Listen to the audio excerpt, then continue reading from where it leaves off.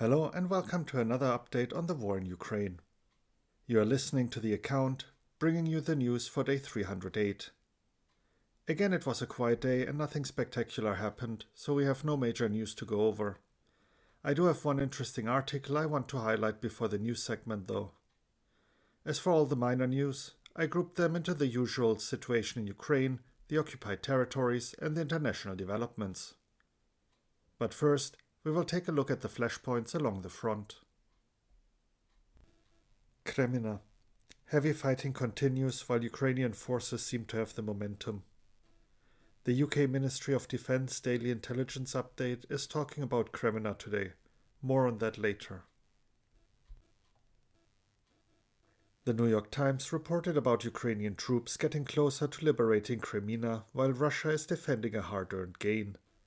The General Staff of Ukraine in turn urged people to wait for official news on the liberation.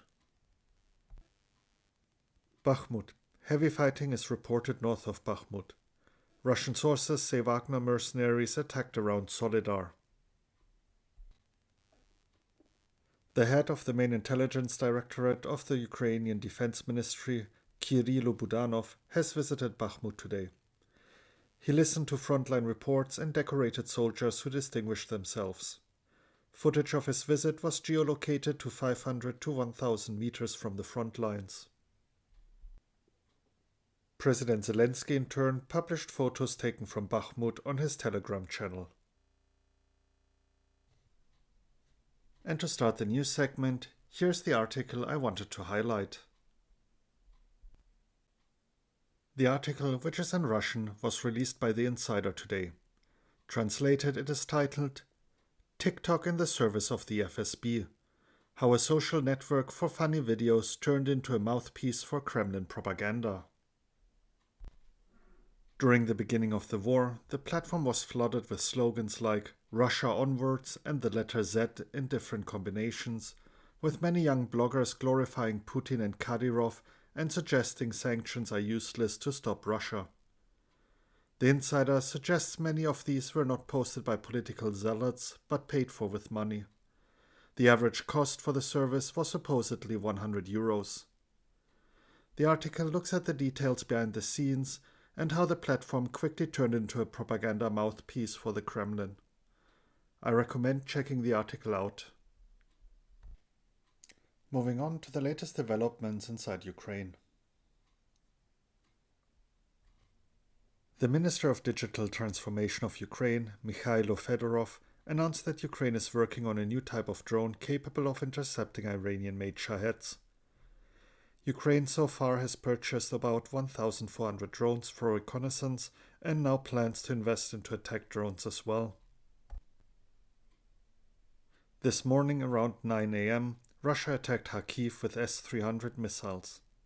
So far only one injured civilian has been reported. No critical infrastructure was damaged according to authorities. Ukrenergo has reported an increase in the power deficit in Ukraine's grid due to several power plants being shut down in the eastern part of Ukraine after being attacked by Russia. It was not specified which facilities were attacked. The Ukrainian Defense Minister Oleksiy Reznikov said in an interview that Ukraine is de facto part of NATO and has so far managed to liberate 54% of the territories occupied by Russia. In his speech to the Verkhovna Rada, President Zelenskyy called on Ukrainians to adhere to the principles of unity, security and justice.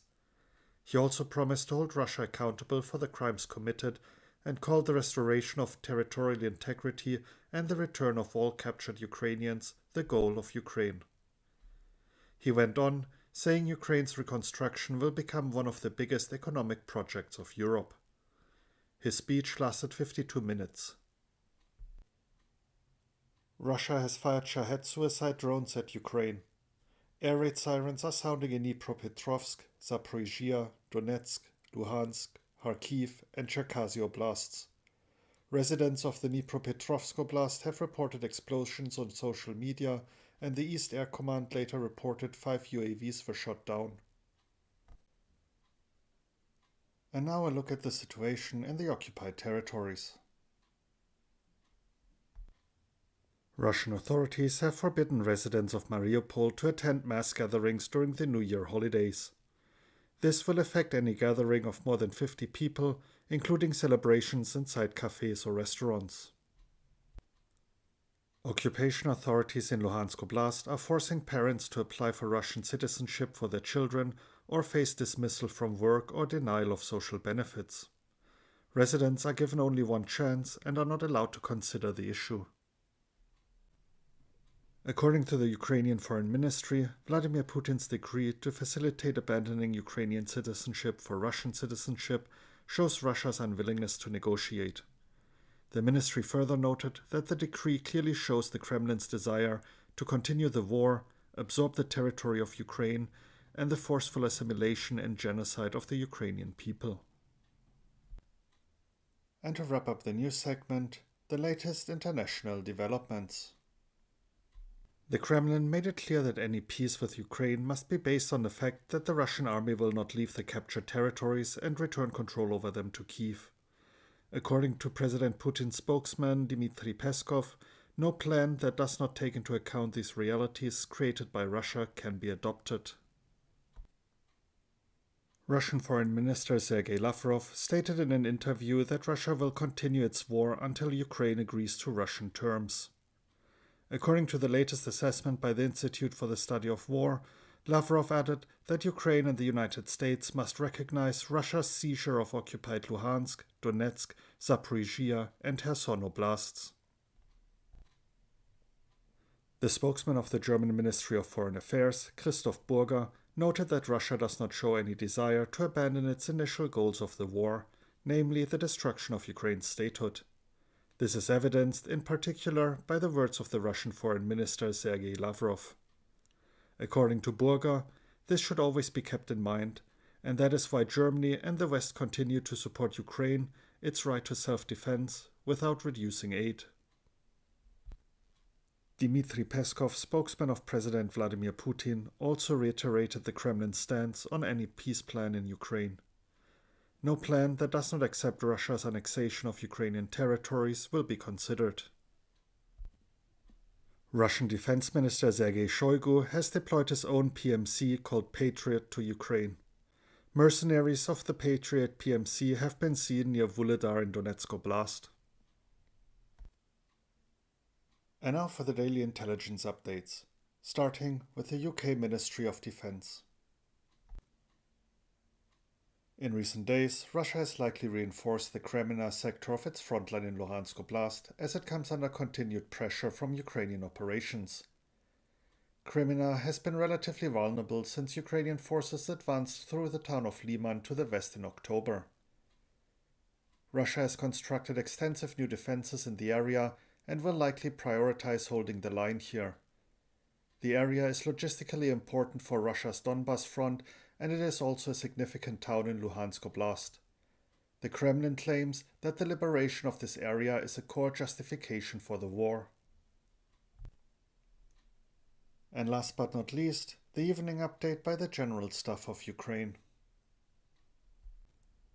The enemy continues offensive operations in the Bakhmut and Avdiivka areas and tries to improve the tactical position in the Liman area.